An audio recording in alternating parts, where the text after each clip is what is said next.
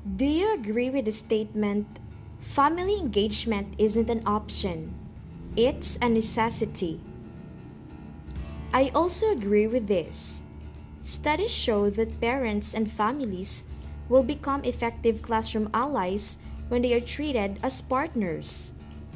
We need to establish and maintain the critical school home partnership or the parent teacher relationship to improve our students' academic outcomes. The relationship between teacher and parent affects the learning of the students. Therefore, it is the responsibility of the teacher and parent to develop a relationship. It is the duty of both parties to get involved in school management or classroom activities. Parent involvement programs like home visits by teacher, parent-teacher conference, and parent-teacher association or PTA can be an important strategy that teachers can use to promote and encourage parent-teacher relationship. Mas pinatitibay nito ang effects of educational and social interventions. Kasi kung merong positive relationships among parents and teachers, the resources of the home and school contexts are amplified, providing a greater likelihood of positive outcomes for children. Here's the 4 A's. A guide to develop parent-teacher partnership or relationship. The first A is approach. This is the framework for how we interact with families. As teachers, we know that the students we have in our classes come from lots of different backgrounds. They have different ethnicity, different socioeconomic status, etc. And we have to handle those differences very carefully. Because even though they have different backgrounds, their family can still help them to do better in school, like having better grades, higher test scores, better attitudes toward schoolwork, improved behavior, academic perseverance, homework completion, and better attendance. These are the impacts when family engagement is very evident in the life of a student. It helps increase the probability they will perform their best. The second A is attitude. The values and perceptions held about parent-teacher relationships. What attitudes help foster relationships? Lahat naman ng families ay may kanya-kanyang strengths. Parents have information and perspectives about their children. But they can still learn ways from teachers to help their children with support. Therefore, schools and families influence each other. That's why we must listen to one another's perspective, view differences as strengths, respect the skills and knowledge of each other, plan together and make decisions, refrain from finding fault, and celebrate successes. However, there are some challenges that teachers are facing. As teachers, we know that the attitude of some of our parents is, "It's the school job to teach my child. I don't have time. I'm busy." Nangyayari talaga ito most especially sa mga private school kasi yung mindset nila is nagbabayad sila ng tuition.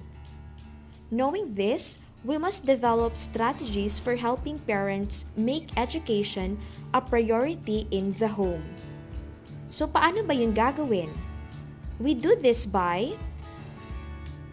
delivering a persistent message about the importance of in and out of school time, finding a feasible way for all families to be engaged in supporting their children, and emphasizing both academic and motivational home support for learning. We need to realize that families do not need to be fixed, they need to be supported. The third A is atmosphere, the climate for parent-teacher interactions, which we all know starts when they enter our classroom. What feeling do they get when they enter our classroom for the first time or anytime? Ano ba yung overall feeling nila in their child's school and class? How we communicate with parents is important. When we approach parents with a concern, we must invite parental input. Say for example, I am concerned about how little work Jared is doing, versus I'm not at all pleased with Jared's progress. The first statement is non-confrontational, while the second one immediately puts a parent on the defensive. So hindi dapat ganon. When we communicate, it must help parents view their children as learners. Kailangan natin na iparealize sa kanila na bata pa yung kanilang mga anak and they are still on the process of learning. Enhance parental beliefs that they can be helpful and make a difference. Like yung pagfa-follow up sa bata, asking them if they have an assignment, and helping them if they are struggling in a particular topic or concept. And enhance parents' comfort level at schools and with educational issues. The fourth A is actions. It is an act that will get you a result. Here are some proposed actions that will help us to build partnerships with parents. The first action is one that we've already alluded to. Be proactive. This can be done before the first day of school with either a note or a phone call. Pwede rin itong gawin during meetings or parent-teacher conference. We must be proactive in identifying and preventing potential problems. Another one is be informative. Invite parents to partner with you and explain how they can put their kids on track to be successful students by visiting the school and its website. Say for example, in our school, we have this page called IJS Homeroom Guidance, where the school is posting weekly bulletin, important announcements, and other useful and informative information. Parents can stay informed and updated with what is happening even if they can't go to school physically. Another one is attending parent-teacher conferences, supporting homework expectations, and keeping track of grades and student progress. So support from parents is the key to helping kids do well academically. And be realistic.